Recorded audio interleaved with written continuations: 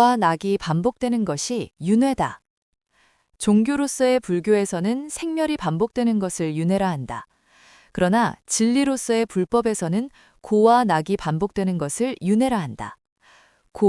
고통에는 몇 가지 속성들이 있다. 일단 하나의 고통은 그것을 벗어나기만 하면 그것이 낙으로 변한다. 배고픔이 고통인데 밥만 맛있게 먹고 나면 바로 낙이 된다. 그리고 고통은 오직 강한 고통 하나에만 집중하게 한다. 사람이 아프면 바라는 것은 딱 하나다. 건강해지는 것. 삶이 고통스러우면 사람들은 생각이 줄어든다.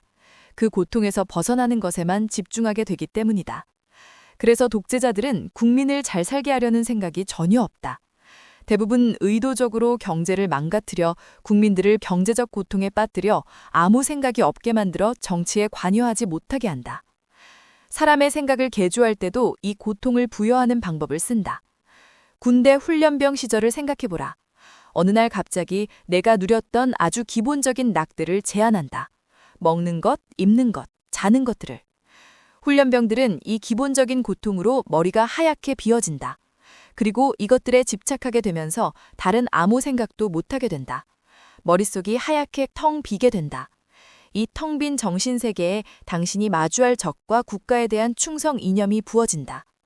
우리나라의 경우 북한과 공산주의가 타도 대상으로 할당된다. 고통이 정신을 변하게 새로 세팅된다. 동물도 훈련할 때도 마찬가지다. 나를 따르게 또는 의존하는 방법은 다음과 같은 두 가지 고통스러운 방법을 쓰면 된다. 첫째는 동물에게 밥을 쫄쫄쫄 며칠을 굶게 고통을 부여한다.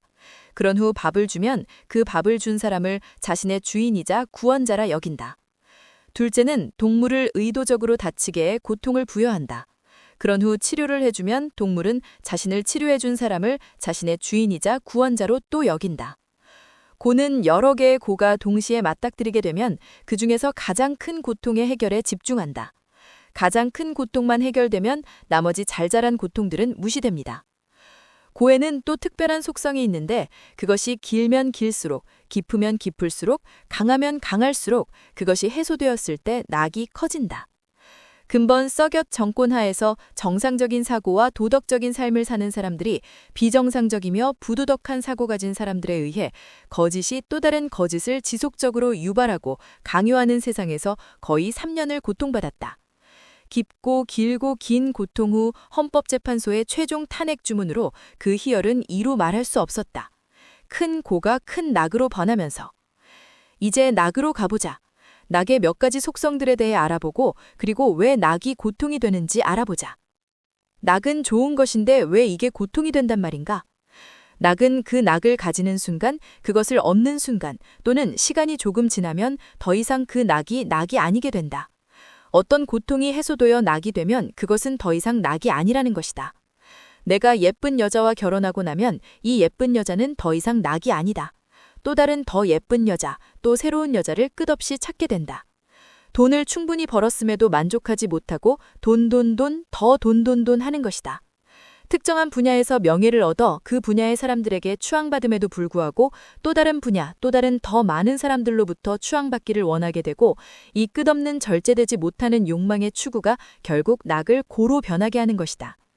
한 분야의 일가를 이룬 사람들의 더 많은 사람들의 추앙을 받기 위해 정치로 나가 고통받는 것을 많이 본다. 철수가 대표적이다. 낙을 고통으로 바꾸는 것은 탐욕과 무지와 무성찰 때문이다. 나이가 들어갈수록 욕망을 절제하지 못하면 탐욕이 더 늘어나고 끝없이 배우지 않으면 무지가 더더욱 늘고 끝없이 성찰하지 않으면 파렴치가 더더욱 늘어난다. 나이 들어가면서 더 낙이 늘어나는 것이 아니라 고통이 오히려 늘어나는 것을 많이 본다. 낙은 또 특별한 특성이 있다. 고 상태일 때는 그중 가장 고통스러운 것 하나가 해소되기 위해서 가장 강한 고에만 집중한다고 했다.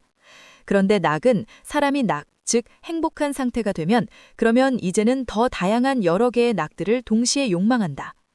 이제 돈 문제가 해결되었으니 이제 좋은 여자도 만나고 싶고 결혼도 하고 싶고 내 자식도 만나고 싶고 사회적으로 성공하고 싶고 또 뭐 하고 싶고 또 뭐 하고 싶고 또 뭐 하고 싶고 등등. 이래서 낙이 고통으로 변하는 것이다. 이런 고낙이 반복되는 특성을 부처님은 바로 일체고라 하셨다. 마지막으로 부처님께서 말씀하신 열반과 해탈에 대해 말하고 싶다. 바로 이와 같은 고낙의 특성을 이해하여 고 상태일 때 이것이 낙으로 변할 수 있다는, 또 낙 상태일 때 이게 또 고로 변할 수 있다는 순간순간을 자각한 상태가 바로 해탈이요. 고낙의 어느 순간에도 한쪽의 상태에 집착하지 않는 적정한 상태를 유지하는 것을 열반이라 하셨다. 열반적정의 중도의 미학이다. 고와 낙만 가지고 이야기하면 그렇다는 것이다. 50이 넘어보니 우리 삶의 7할은 고 상태이고 2할은 평원 상태, 1할 정도가 낙 상태이더라. 그러므로 고도 낙도 아닌 평원 상태를 양쪽으로 늘리는 것이 진정한 열반적정의 행복한 상태이다. 저는 무신론자인데 오늘은 특별히 불교식으로 인사하며 글을 마치고 싶습니다. 성불하십시오. 2025년 4월 10일 박문기 올림.